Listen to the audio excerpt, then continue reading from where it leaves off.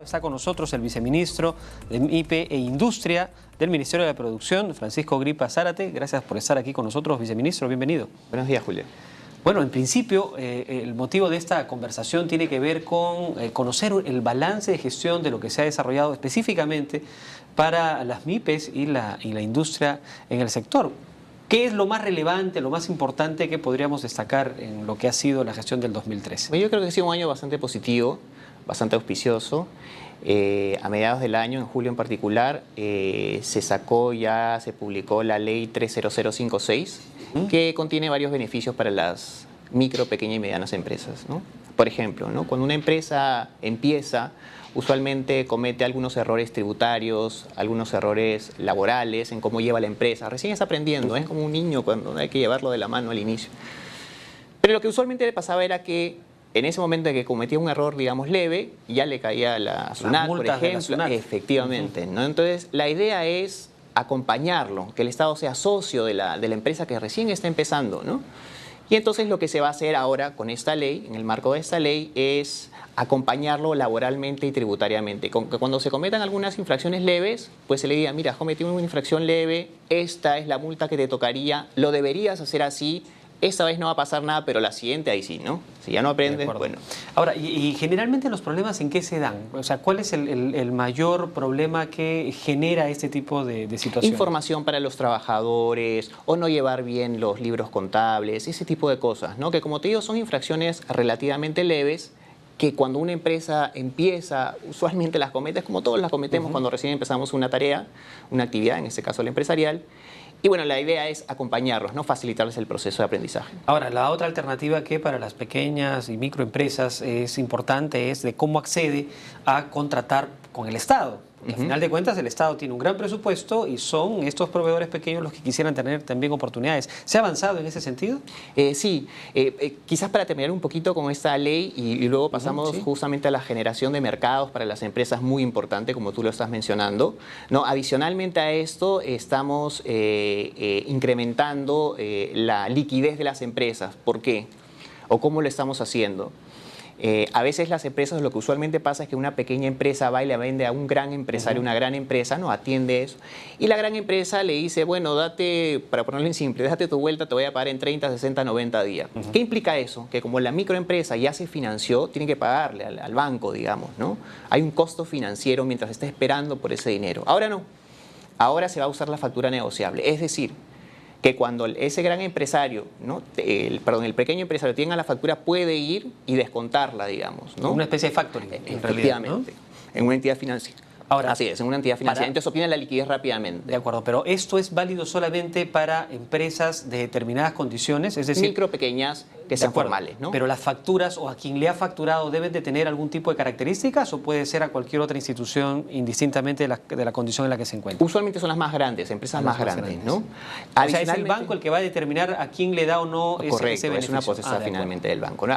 Adicionalmente a esto, no solamente el sector privado es un gran comprador de las micro, pequeñas empresas, sino como tú mencionabas, el Estado. Y lo que a veces pasa, muchas veces pasa, es que nos demoramos en pagar. No les pagamos rápidamente a las micro, pequeñas empresas. Entonces ahora la ley dice, bueno, Estado, tienes 15 días para pagarle a las micro, pequeñas empresas. Y si no lo haces, van a haber sanciones, ¿no? Entonces eso va a agilizar el proceso de pago. Mayor liquidez nuevamente, bajan los costos financieros de las micro y pequeñas empresas, ¿no? O sea, y esa es una condición, o sea, ¿desde cuándo está vigente esa condición de pagar a los 15 días? Desde que ya se reglamente la ley. ¿Dónde estamos en este momento? La ley se ha publicado en julio y ahora estamos cerrando el reglamento de la ley. Cuando se concluya con eso, ya empezaría a regir, ¿no? ¿Para cuándo en este momento lo hemos prepublicado, ya lo hemos prepublicado, ¿de acuerdo? Entonces en febrero estimo que ya debería estar en plena vigencia. Bien, y simplemente es un decreto supremo que ya no pasa a este reglamento de discusión del Parlamento ni nada por el estilo. No, se prepublica, se acogen digamos, las observaciones, los comentarios se incorporan y ya en febrero se estaría y ahí sí sería, ¿no?, de inmediato cumplimiento, a partir de su publicación. Vayamos ahora a este sistema de compras Mi Perú, que se llama, ¿no? Entonces, como te decía al inicio, este año ha sido muy positivo. las micro, pequeñas empresas han logrado vender, por ejemplo, te pongo algunos números, ¿no? 107.000 carpetas escolares han logrado, al Estado, ¿no? Han logrado vender al Estado 107.000 carpetas escolares, 100.000 cocinas, han logrado vender más de 363.000 prendas de vestir y no militar. no es que haya sido una sola empresa la que haya hecho la venta, sino son diferentes empresas o pequeñas empresas que han participado en diferentes escenarios. Correcto. Y han logrado ese tipo de beneficios. Correcto. De eso se trata. Así es, efectivamente. Tienen que cumplir ciertos requisitos, ¿no? Estándares de calidad, porque finalmente, recordemos, el Estado está comprando para luego esos bienes dárselos al ciudadano. Entonces le tienen que dar buenos bienes, digamos, ¿no? Buenos productos, ¿no? Ahora, han habido muchos problemas, y siempre hay, a final de cuentas, en contrataciones y adquisiciones del Estado, dándole oportunidad de venta o de compra a algunas empresas, sean pequeñas, medianas o grandes, y en algunos casos se cae en el problema del incumplimiento, o no dan la calidad, es decir, a final de cuentas la institución pública no le termina dando la conformidad correspondiente. ¿Se ha evaluado cuál es el nivel podríamos decir, de eficiencia, de calidad de las micro y pequeñas empresas respecto de estos problemas que siempre han existido en las contrataciones y adquisiciones del Estado? Mira, adicionalmente a este programa de compras a Mi Perú, donde las entidades del sector público canalizan parte de su demanda para que las atiendan las micro y pequeñas empresas. Adicionalmente a eso, nosotros también desde el Ministerio de la Producción capacitamos a estos microempresarios, micro y pequeños empresarios para que puedan acceder justamente y cumplan con los estándares de calidad que el Estado requiere y que los ciudadanos requieren porque, vuelvo a recalcar, estos productos finalmente van a ir al ciudadano, ¿no? Peruano. Correcto, así es, efectivamente.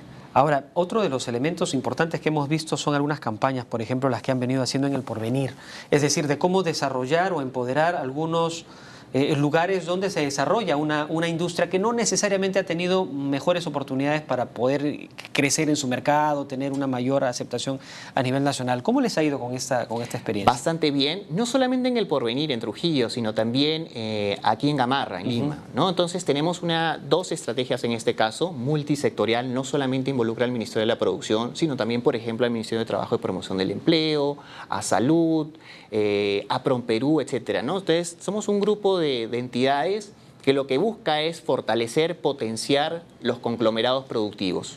En este caso concreto dos, Textil y Confecciones, Gamarra en Lima, y el de Cuero y Calzado en Trujillo.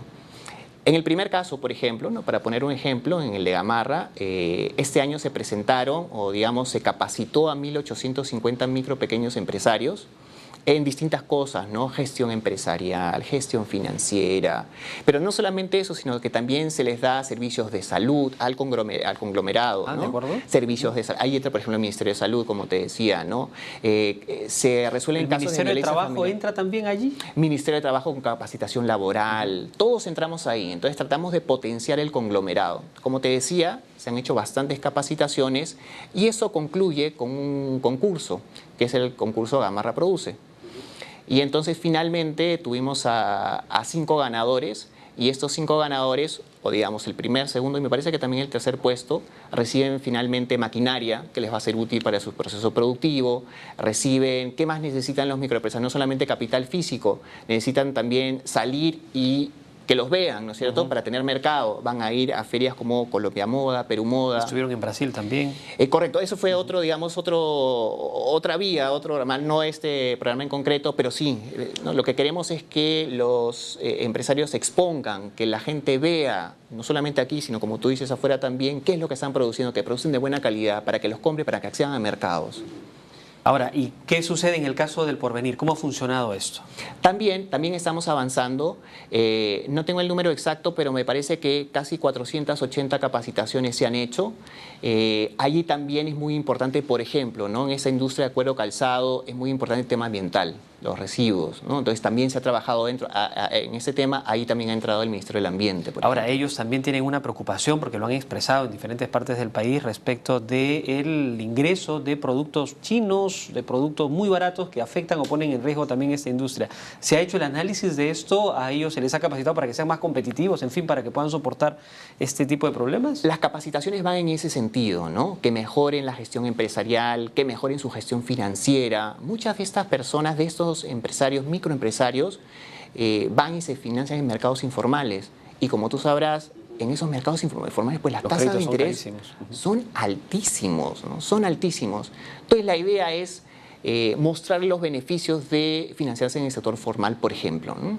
Ahora, ese es otro problema, ¿no? Hay muchos empresarios, muchos jóvenes emprendedores que inician sus actividades y no necesariamente cumplen con formalizar, con crear su empresa, con tener hasta su RUC, desarrollan su actividad comercial de manera informal.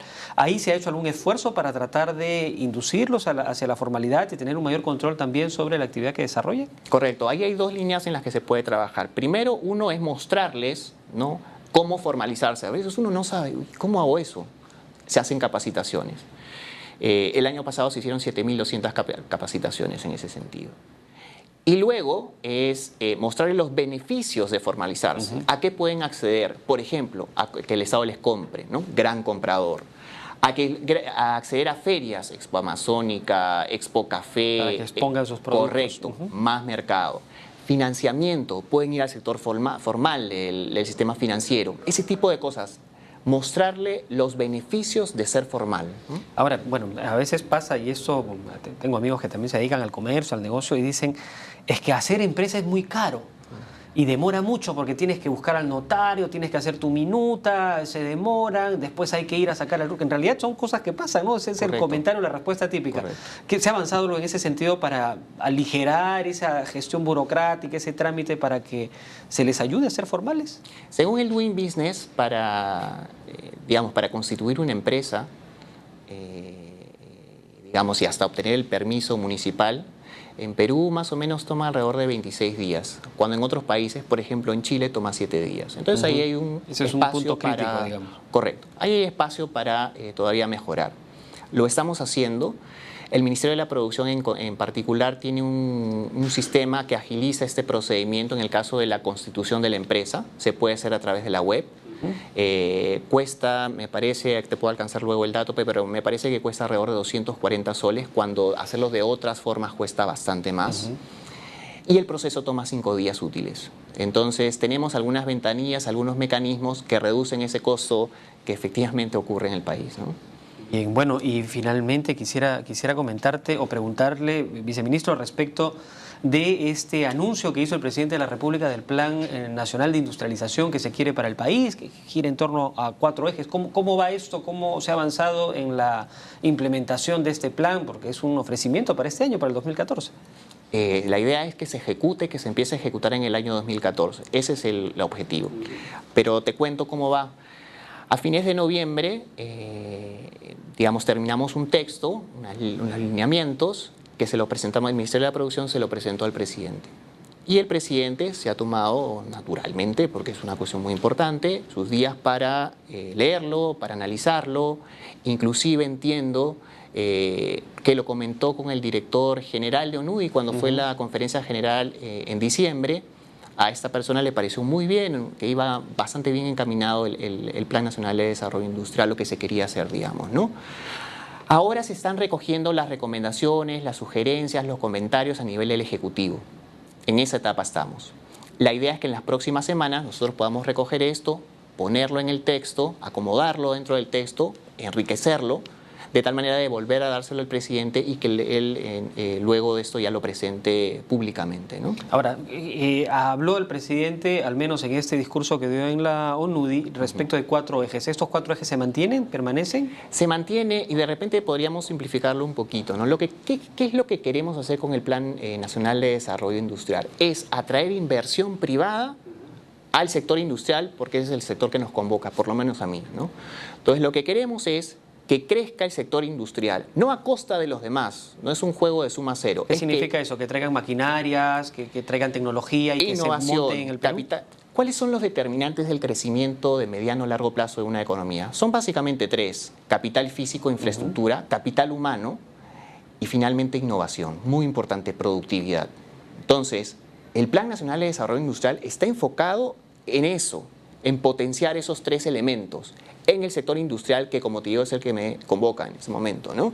Entonces, lo que queremos es atraer inversión privada, que la inversión se vea atraída porque aquí hay capital humano, porque aquí hay capital físico, porque aquí se innova, ¿no? Eso es lo que queremos, y que el sector industrial crezca a tasas elevadas.